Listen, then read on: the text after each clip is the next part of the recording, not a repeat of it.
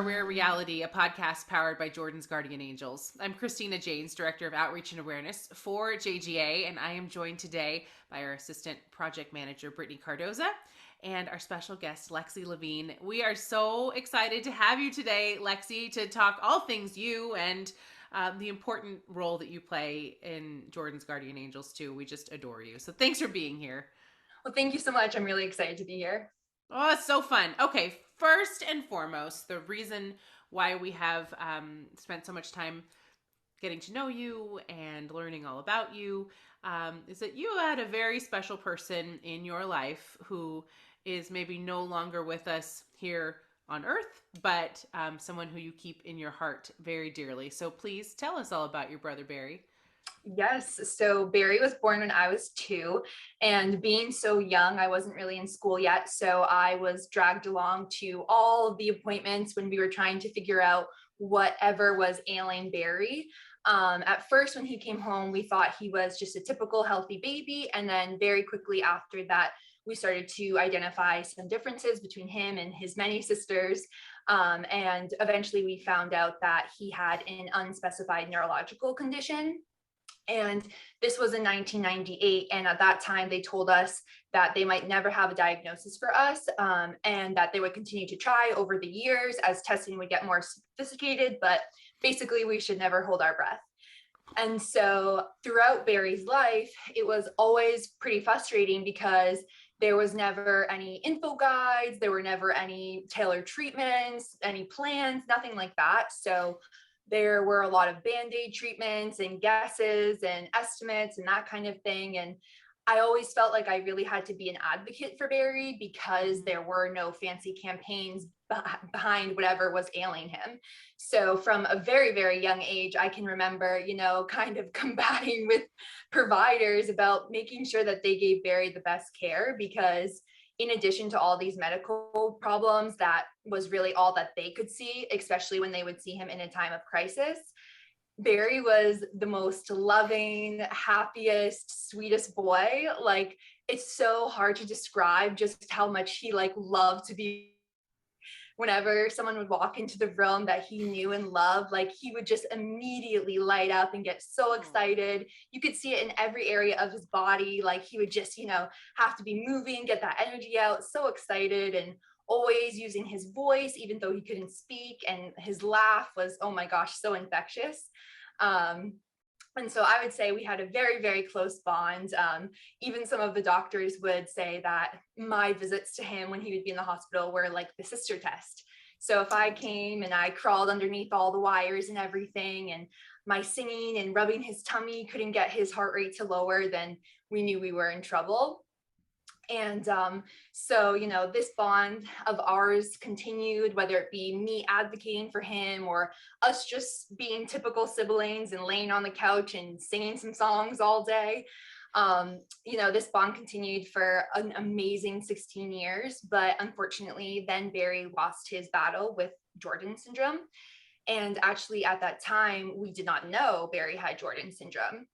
Mm-hmm. A few years prior to Barry's death, we had done whole exome sequencing, and my mom, my sisters, we all donated, and I didn't reveal anything significant. And so then when I graduated college, 3 years after Barry had passed, I actually started working with Barry's former neurologist, who I always really, really respected for, always giving his 110 best to Barry and my family. And I just saw that, and I wanted to be able to give that to other families. So I started working with him on spinal muscular atrophy clinical trials. And one day I got a patient who had some cognitive differences that reminded me a lot of my brother. And we were walking back to the OR, and he started fussing. So I just started singing to him, and he reached out and grabbed my hand just the way Barry would have. So I started talking to Dr. Jarris about how this reminded me. And also, this is in the same hospital where Barry was treated. So it was just this very, very surreal experience. And so Dr. Jarris and I got talking about how it was such a mystery that we never got the answer to Barry's case. And so he gave me a few suggestions as to how we could kind of reopen the case. And so I started with an orphan disease center at Boston Children's Hospital, the Manton Center. And I also started with the clinical geneticist team at Boston Children's, again, to kind of reanalyze all of the data that we did have. And within 3 months, I got the call, and Barry was the 106th person to be diagnosed with Jordan syndrome.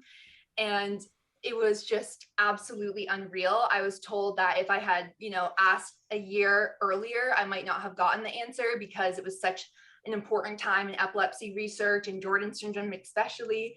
So it was just really so many stars aligning, and just really made me feel like Barry was still here with me and, walking us alongside me in this journey. Yes, and right time, right place. I mean, if you hadn't been there in that moment and had that experience, Yeah. I mean, it's amazing that they say there's always signs. So Yes. it's that's incredible. Well, I mean, I think that when you first of all when you tell your story, I mean, immediately it's like you can tell that there was a bond. You can tell you were a great sister, and how special that is. Part of telling your story, though, led you to um, a recent award too, that we want to talk to you about today, because we were so excited to hear that in telling your story and sharing it with the world, that you're giving back to Jordan's guardian angels too, but everybody else at the same time. Yeah, it's kind of crazy to me because like the first time I ever told the story about Barry, like the reactions I got were so shocking to me because it just felt so normal to me. Like I said, Yeah. I was so young when he was born. I don't really remember any pre-Barry time. So it's very surreal when I tell the stories and see the reaction in people. I forget, like, wow, I really did live such a life for these years. Yeah. Um, but yeah, I actually had submitted mine and Barry's story to the Everly Life's Foundation's rare disease storytelling program, and I was selected as one of hundreds of people who submitted their story to be featured in their rare disease report. And also, as part of the prize, they were able to give $1,500 to a charitable organization of my choosing. And I, of course, chose Jordan's Guardian Angels because I am so passionate about finding a treatment, maybe even a cure for Jordan syndrome. And, I really hope that in my lifetime, Barry is one of the last people who lose their life to Jordan syndrome. Yeah, we certainly hope so too. And it's nice to hear from. Nice is an understatement, but it's so uplifting and hopeful when you hear the research team saying it's closer than ever. We're moving forward. This is all really happening. You can really see the light at the end of the tunnel that a treatment or a cure is within sight, which is unbelievable. I mean, truly, Definitely. Yeah, truly. and Lexi, we'd also love to hear about the journey that you've been going through as you've been in school. And I heard you are looking forward to this new program. Can you tell us a little bit more about that? Yeah. Yeah, definitely. So through my journey with Barry, I got really interested in medicine and science, and quickly realized that that was going to be my career path. So my long-term goal is to get into medical school.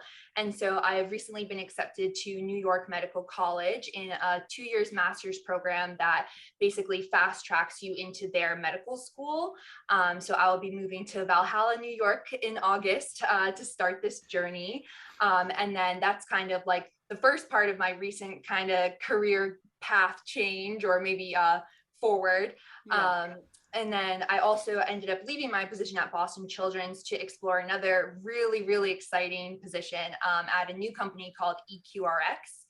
And we are a brand new pharma company here in Boston, Mass, that is trying to remake medicine. So we're basically trying to disrupt the way that clinical trials are done right now to make them faster, less money, more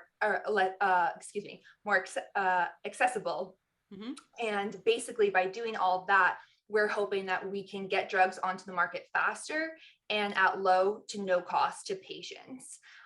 Because as we know right now, the drug market is just out of control and it's only getting worse. I mentioned I worked on spinal muscular atrophy clinical trials, Mm-hmm. and in SMA, there's almost like a near cure for the disease. There's a gene therapy that's now FDA approved, and it costs $2.1 million for this singular lifetime dose of this medication. That is the difference between a normal child and a child dying before age 2 and being so weak they can't sit up unassisted.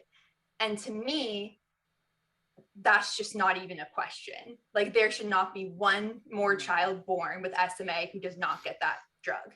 Yeah. And that is not the case right now. And I know I want to change that in SMA, and I also want to prevent that from happening in Jordan syndrome and beyond. Right. So I'm really excited about being part of EQRX, because instead of being part of the problem, I'm now actively being part of the solution. Yeah. And so much solution work needs to be done, if you will. I mean, it's across the board, the cost prohibitive stance on a lot of this for so many families is great. We see that this is here now. Now what do we do? How do you fundraise your way into that? It's very difficult. We've always said since the very beginning, the Langs have said, whatever the outcome may be, we want to make sure it's accessible to everyone when this happens. So to know that we have you on our side working on all of those things too, I mean, what a benefit for so many. I think that it's interesting when you're sort of mentoring other people in all of these realms, whether it be being aware of the fact that it's very expensive to get to the end of the line, and then it's very expensive. What do you do? So trying to make changes there, but also as a sibling, as a sister, as a daughter, as a friend, you've taken on a role of being a mentor to so many of our families and to the siblings of children who have Jordan syndrome. Can you tell us a little bit about what that experience has been like to be able to meet and talk with some of these kids? And you'll meet more of them coming up. So are you looking forward to all of that? Yeah, I am. I'm definitely going to have my tissues ready when I come to the conference for sure. Yes. But I'm very, very excited to meet many of the kids. For me, it's just such an honor to be respected as a mentor to the other siblings in this organization, just because I feel like for me, it was easy in a way to like love Barry so easily and just see things from such a clear perspective and not resent him or anything like that. But that is also really hard for a lot of people. And especially if kids are older and have had years without their sibling who is now sick and presents the need for a lot of attention and everything like that. Those are very common and natural feelings. And I think that by talking about them and by, seeing what else is possible, like I just want to create hope in other siblings, because I had such a strong foundational hope in me. I don't know where it came from. I was just born that way or something, but it's honestly what got me through everything with Barry. Like I don't know how I can get that back now, because now as an adult, I've definitely lost some of it. But it was like, I could just absolutely shut down any negative thought I had that came into my brain about Barry, just by this undying belief that it was going to be okay, because he wanted to be here. And I wanted him to be here. And that was enough to get us through until it wasn't. And I don't know, I want to try to, fester that in other siblings and everything. And just remind siblings that at the end of the day, like, that is your sibling, just as, a well sibling would be. And yeah, loving them might look different. Playing with them might look different. Your friends might not be able to really readily accept it right away. You might have to do a lot of explaining and everything like that. But at the end of the day, you love them just the same way you love your other siblings or your parents. And I think if you just remind yourself that, it's a little bit easier. So yeah, I'm very excited to get to meet more of the siblings and to hear some of the struggles, to hear some of the wins and everything in between, and just find out how I can be more support. Oh, it's going to be great. Brittany, I mean, we talk about this on a weekly basis. We're talking planning for July, and we can't wait to have everybody together in New York City. It's going to be wonderful. But to know that there's not only support for the kids who have Jordan syndrome, the immediate parents, but to expand it out to siblings is, I mean, that's, to us on the team, like, that's invaluable. I mean, it's incredible. We were so thrilled he agreed to lead the workshop. And I know it's going to be one of their favorite parts of the conference, because it's tailored just for siblings and with someone who will truly understand what they're going through. Definitely. Yeah, it's actually like a really exciting time in this field, I would say, for siblings, because I was recently at the West Coast Pediatric Palliative Care Summit. And as part, they were talking a lot about siblings and how like we can be forgotten a lot of the time. And so now things like palliative care and other support systems like that are trying to focus more on the sibling and sibling mental health and well-being and everything. So I think this is a really great time to start thinking about it at Jordan syndrome too, to kind of, make sure we're aligned with the rest of the rare disease world. Sure. Rare disease in general is just growing in leaps and bounds. This community is, you can, when you bring everybody together, the strength of having everyone in one place is so remarkable. That to hear that too, it's just one more layer of how much globally is being done to make sure that everybody comes together. You may have a rare disease, but if you join the rare disease community, you're no longer by yourself. I mean, we heard that over and over from Every Life during their summit for Rare Disease Week, and I just think it's such an important message for so many that like you're not alone. There are so many people who can help and be there for you in every way. Exactly. So helpful. And I think also too, I mean, you touched on it where you have so much hope for so long until maybe then you find out that at some point the hope isn't enough to get you through. And you are so open and honest about grief and the struggles with grief. And unfortunately, we've lost other children who've had Jordan syndrome, even in the past year here.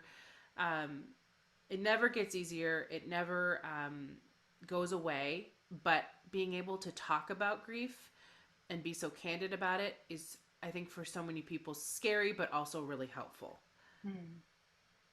Yeah, I definitely agree. I think I've seen both sides of that for sure. Even within my own family, like it's very clear how grief is so unique because, none of my family members have grieved in remotely the same way. Right. For me, it is very, very healing to talk about it. I think like the idea of keeping Barry alive in some way is what gets me through the grief. And I think by talking about him, that's how I do it. There is this theory, it's called the continuing bond theory. And it's once a person has passed away, it's this idea that you basically keep them alive in your mind. And I think that for me and Barry, this was like a very natural thing for us to happen because he didn't talk when he was alive. Sometimes when I would be in his presence, I would talk to him just in my head. Like I didn't need to say the words out loud because he wasn't expecting them. He wasn't going to give me any in return. So then even when he was still alive and I first started at college and I was seeing him less, sometimes I would just have a conversation with him in my head just when I needed to talk to Barry and I couldn't get to him. And so once he passed, that just continued. It wasn't like, it felt like he was still very much with me. And now, like when I talk about him, when I talk about his laugh, especially, I can hear it in my head. Like he had different laughs depending on the situation. And when I tell specific stories, I hear the correct laugh in my head. And, I used to always like rub his cheeks to get him to smile. And when I think about that, I can feel the way his cheeks felt and everything. And I think that I just don't ever want Barry to me, the word die is a complete ending. And I think that that's what scared me the most about talking about Barry's end of life and him declining and everything like that when he was alive. I thought that death meant that was the absolute end. And now I have really realized that it does not have to be. And in some ways, like I've been able to do more for Barry without him being here now, because I, have this foundational kind of who I am and what he has built in me and everything like that. And now, I don't have, there's not the daily crisis, looming or anything like that. So I have even more capacity to use all of these gifts that he's given me and cultivated in me and advocate, in any way, whether that be for, increased access to genetic testing, to, specifically for Jordan syndrome, advocating about that, to anything in between. It just gives me so much extra fuel to keep doing this. And I am really like not a religious person. I think now I've become more spiritual because of this experience. And it's really because I just can't deny these like signs I frequently get from Barry. Like I'll be on my way to something important, and Lee Bryce made his wish. And one of like the main songs at the time was Drinking Class. And so whenever I'm on my way to something important, whether it be an interview or a speaking event, I always hear that song, no matter what. It comes on the radio, and just little things like that. And so I don't feel like Barry's gone. And I think that's what really keeps me positive. Yeah. He's always That's with powerful. you. Thank I you mean, for sharing that. truly. I think we both looked the same way. I was like, I have chills. Like, Brittany and I were talking earlier, and Brittany, I think you can touch on this too. We were talking about like your future is just the sky's the limit. Mm-hmm. And there's so many ways you can go here. There's so many things you can do, so many lives you can touch. Like, what does it look like to you? What do you think that you want to do with all of this goodness? Yeah. I think I definitely I know I see myself in the rare disease world. I think that previously, before my roll up Children's, I would have said 100% pediatric neurologist. That's what I was going to do. But through that role, it definitely opened me up to other avenues and other things I was interested in. And now I've gotten really interested in critical care and, in surgery a little bit. And now I'm really interested in gene therapy. And I would say one of my biggest stretch goals I have would be the first ever physician to administer fetal gene therapy. So we could potentially like truly cure a disease. And if that was for Jordan syndrome, that would just be even better. So I think that for me, it's like, it just feels like the limits are impossible because, like just like I started my story in 1998, they told us that it was likely impossible that we would find a diagnosis. So it feels silly to kind of try to cap myself at this point. So, like I sometimes refrain from saying all of my stretch goals because I don't want people to think I'm naive or crazy for thinking that way. But usually the people who change the world are the ones who are labeled crazy at first. So I'm getting more comfortable with, accepting that label and, just owning these dreams of mine and everything. And pretty much any way I can honor Barry, I'll be living a successful life. Oh, I just want to put you in my pocket and take you everywhere. I mean, really, like, it's just, you meet so few people in life who are so eternally positive and wanting to do good, and we need more good in the world, and you are one of those people. Truly. Well, I have no doubt that you will achieve your goals, your stretch goals. You already have the awards to back them all up. Being recognized by Global Genes, by YAR, by Every Life, just in the short time I've known you, the sky's the limit, Lexi. Thank you. I mean, truly, truly, truly. I cannot wait to see you in New York in July, and oh gosh, it's going to be so great, and it's going to be a weekend to remember for so many. In the meantime, keep doing everything that you're doing. Keep us posted. We are here for you, with you, behind you.